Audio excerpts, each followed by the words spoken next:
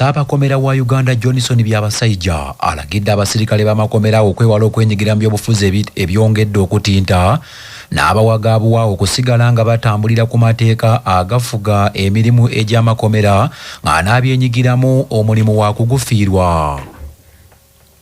Byabasajja agenza okulagira bw'ati ng'olwaliro mu butongole akakiiko k'ebyokulonda lwe kaasalawo abeegwanyiza ebifo by'obubaka bwa paalamenti okutandika kakuyege waabwe ng'abeegwanyiza okuyingira mu paalamenti ey'e12. Ekitongole ky'amakomera kigamba nti abamu ku basirikale baakyo nga Ampe Lawrence omuweereza mu kkomera esangibwa mu disitulikiti y'Engola azze akola obutambi obw'ebyobufuzi ku mikutu emitimbagano okuli TikTok n'emirala, ekintu abakulu kye bagamba nti kikontana n'amateeka.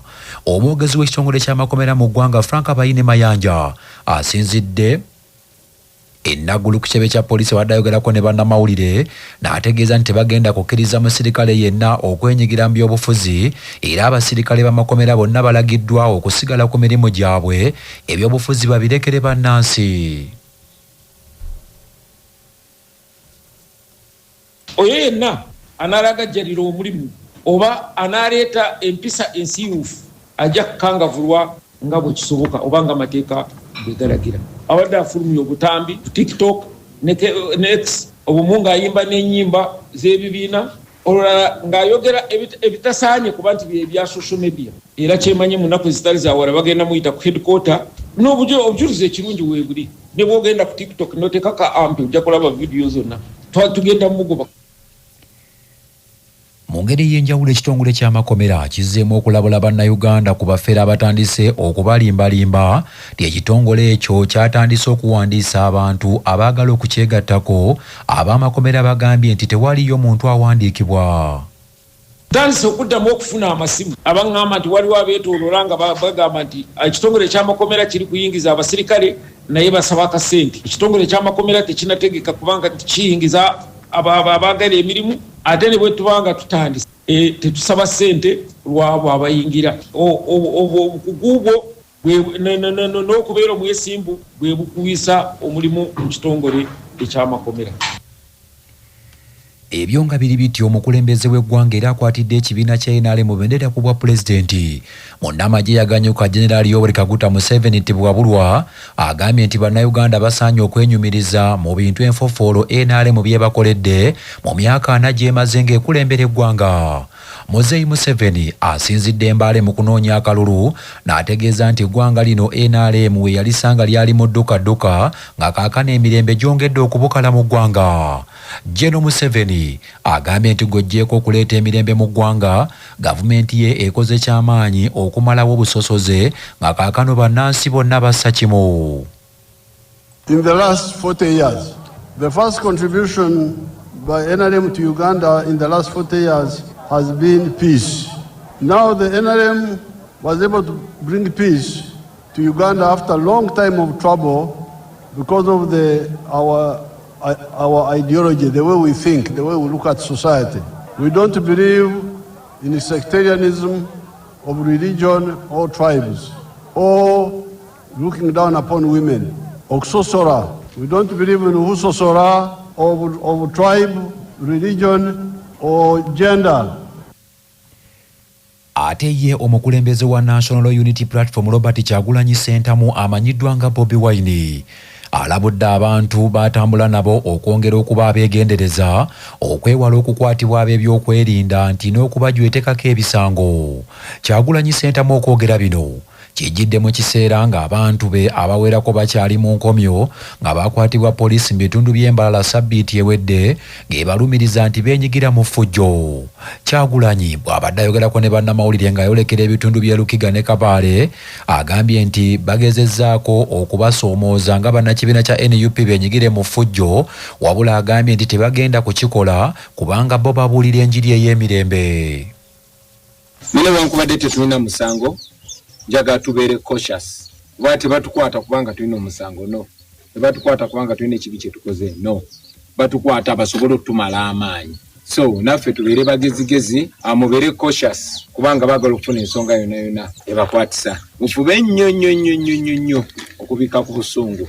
Manye nange kennyini abagamba nga bwe mwalabye waliwo ekisuuka nange n'ennyiga. naye tufube nnyo buli omu akume munne tuleme kunyiiga.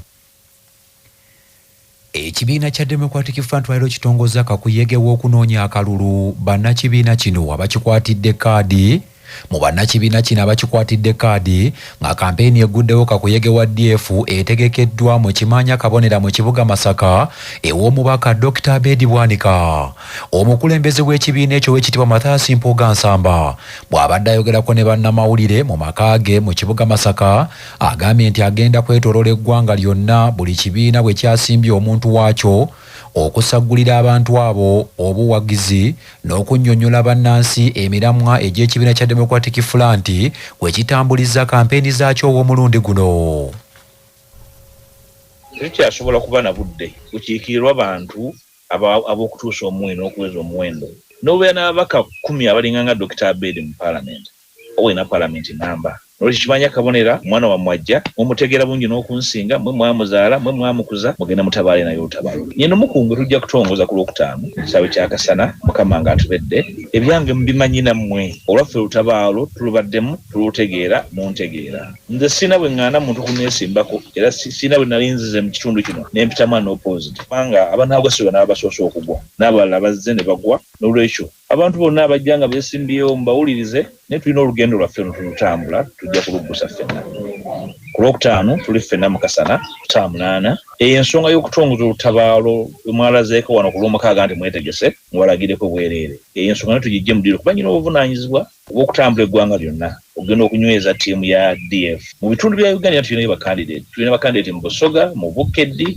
mu Teso tulina bakandidate mu Acholi mu Lango mu West Nile e Bunyoro mu Toolo mu Lwenzori kakati sina bwe nja kubeera wano e Masaka mbeere wano nga nsiisiriza Nnyendo Mukungwe ng'agenda okumbirawo emmindi oba ebibya. Aisha Waligo akwatidde ekibiina kya Democratic Front bendera ku kifo ky'omubaka omukyalo wa disitulikiti y'e Kalungu awanjagidde bannakalungu ne bannayuganda bonna nti ku mulundi guno batunuulire emiramwa gy'abantu kwe bajjidde so si kulonda bubonero bw'ebibiina. Omuwagizi wange gwali e Kalungu suubira okuba nti ffe tugenda kukola kampeyini ey'ensonga. Ekyokubiri nabakakasizza ne mbagamba nti abamu ku be mulina obubonero bwe bwabaleese naye nze akabonero nze nakaleese n'olwekyo nze aleese akabonero nze kabonero mwennyini. Njagala mukakase tugenda kutambula tugenda kulonda obuwagizi bw'abannakalungu naye ate nga mu byonna kye tuba tusuubira mu kisanja nga mumpadde omukisa mugenda kuwulira eddoboozi lya munnakalungu mu Paalamenti.